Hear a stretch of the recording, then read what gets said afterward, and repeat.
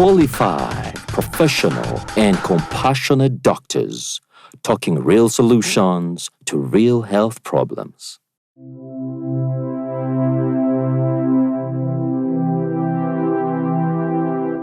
It is said that beauty lies in the eyes of the beholder. However, to some people, the true definition of beauty comes with the color of their skin. The fairer or lighter they look, the more beautiful they appear. So today on the Doctalk show, we are pleased to host a skin doctor to tell us about a very common practice that is encroaching society. This practice is bleaching your skin to have a fairer or a lighter appearance. We want to know if this practice of bleaching the skin might prove hazardous to someone's health.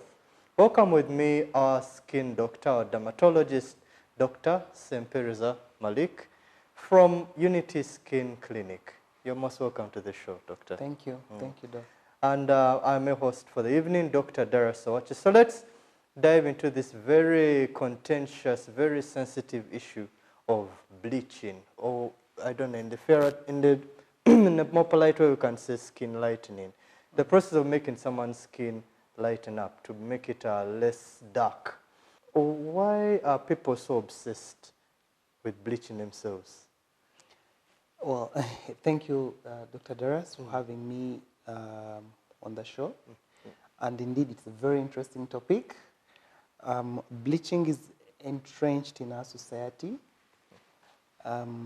It's been there for a really long time. There's a belief, it started with colonialists coming to Africa. Okay. So some people feel there's a bit of colonial effects, where when the Europeans came in, the masters and slavery, these people wanted to look like the Europeans, and it's something that really caught on much in the French colonies. Just to give a history, that's why it is actually more rampant in Western Africa, where they speak lots of French. Yes, because with the French, for them, their rule was, I think it was called assimilation, where you had to give up everything you have, your culture, and you become French. Okay. That was their rule with the colonies. So it is they just had to change their skin color. Yes, so that like people wanted French. to change, so that they could identify easily with them, with their new masters. But here in the British territories, it was more of they would preserve your culture. They would let you preserve your culture and be who you are. So I think it's a culture that caught on from Western Africa, spread all the way here. And it's just a misconception that when someone is lighter, they look more beautiful or they look more attractive. Yes, so it's something that has been there for decades in our society. I know in your clinic you've probably seen so many clients who tell you they want to bleach. Yes. What are the main reasons they give you? Like when you ask them, why do you want to bleach? Well, actually, surprisingly, some of them say, well, it's the men who want us to be lighter. That's what some of them say. They say it's the men who are forcing us to be like this, to be lighter. And they say it's the men who say, oh, this woman is lighter, this woman looks more beautiful because she's light-skinned. And they say it's the men who are actually causing them to do that, which still I don't believe in this day and age. I mean, but you're supposed to make your own choices. It's possible. Yes. Naturally, I think the men are more likely to be drawn to a lady of fairer skin color than another. I think it's a misconception. But this is a misconception. It is a misconception. Okay, but definitely a big factor that's driving. For men in their society, I'm not sure about that. But what I know is even if a woman is dark-toned, she's still beautiful. She can still look good without having to change her color. Okay. Yes. So this process of bleaching, what does it mean when they say someone has bleached? Maybe help the public understand what exactly it is. Well, there are so many different categories of bleaching. The word bleaching means so many things to so many people, to different people. Some people call it skin lightening, others call it bleaching, others calling it an even skin tone. You may have someone who wants to drastically change their color. So we look at how many tones different they want to be. Someone may want just a lighter tone from what they are.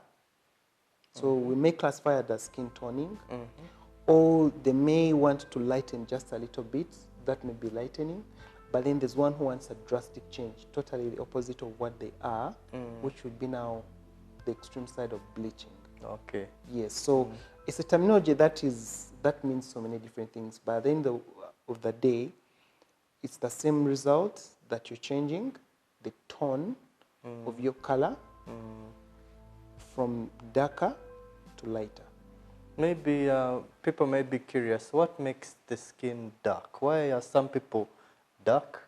Why are some people, you know, have different shades of skin color? What causes that color of skin? Yeah, well, it's called genetics. Basically, it's all about the genes. It's a DNA. Everyone is created to be unique. So what matters is the amount of melanin, the message that your DNA sends to the cells that make color. So those cells are called melanocytes. The cells in the skin? Yes, in the skin. They are called melanocytes. So the cells in the skin are called melanocytes. They secrete a pigment called melanin, whose job is to prevent us from getting cancer. Their job is to make sure they shield us, that whenever UV, dangerous radiation from the sun hits us, that they shield us. That's why... So it's like a barrier. It's a like protective barrier on the against skin. Skin cancer. So that's why in Africa, where we are near the equator, we are closer to the sun, so the actual radiation is more. So for evolution to really make sense for us, that's why we make more melanin. That's why we're naturally dark. We are naturally darker because the skin is responding to the effects of the sun. Okay. So it's actually a protective mechanism. It's a protective mechanism in the skin. So if we bleach, if someone now makes their skin lighter, what are they doing to the skin? Well, what they're doing in terms of preventing, in terms of the protective barrier? No. Yes, like what changes are happening when they're bleaching? Well, what is happening to the skin? Essentially, what they're doing is they're stopping. There are many different ways of bleaching. They use different things. But what they're doing is they're stopping the cells, the melanocytes that make color. They're stopping them from making that excess color, the melanin. So they block that process. Okay. That's what they do. So they're kind of like destroying those cells, or? Exactly. So it depends on what. It depends on what agents how they are do used. it. Yes, there are those who will want to destroy the cells. There are those who go to the DNA and regulate on how much of the melanin to mix. There are those that will. So it goes down to the chemistry, the whole process of how the melanin is being manufactured. Okay. Yeah. Right. And what are the common agents that people are using to bleach? Yeah. Well, people use quite a number of things for bleaching. There are so many dangerous substances that have been used for decades here in Africa for bleaching. There are bleaching creams. Yes, bleaching lotions, creams, super lotions, super lotions. Most commonly, the most common that has been used is hydroquinone. It's what has been abused a lot. It is. What is that? Is it like a drug? It's a chemical. It's a cream. It's put in the cream, a lotion, a soap. But what it does, it goes to the cells that make color and blocks that process of making the color. That's one of the most common ingredients. Others use what they call steroids, creams. Others use mercury. Okay, mercury, the metals. The metal mercury, the liquid it's also metal. blended in, yes, it's also used. And then others use more of organic ingredients, but those are most common. Wow. Yeah. So, but are these agents, okay, we shall come and talk a bit more about the dangers, right? But these agents, I imagine there should be some regulation in place if they are that dangerous. Imagine using an agent like lead. Yeah. Mercury. Yes. Everyone knows from their science lectures this is a Yes. very dangerous metal. Yes, yes. If it enters the body, it can cause all sorts of damage. Yes, from cancer to affecting the nervous kidneys, system, the kidney problems, yes, killing the brain. Yeah. Or are there regulations to the availability of such products? Those Well, chemicals? the regulations are being enforced, I think from what I know, from the Uganda National Bureau of Standards. They are trying to see that they enforce the ban. But what I know, government banned all those harmful substances in Uganda.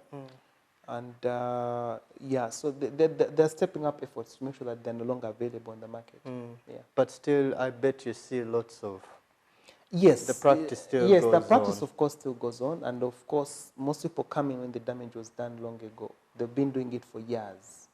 So Okay. even yeah, so the ban that's in effect is just saving the newer generation, but the older generation that was using it already, the damage would have been done. The effects might be irreversible. Yeah. Okay, so more about the effects of bleaching coming up after the break. We are discussing bleaching, the practice of bleaching, how people use certain chemicals, certain drugs to make their skin color lighten up, to make it less dark. However, this practice, of course, comes with its consequences. It may make you look more beautiful, but you must be ready to deal with the consequences that come as a result. So more of that coming up after the break. You are watching the Doctalk Show.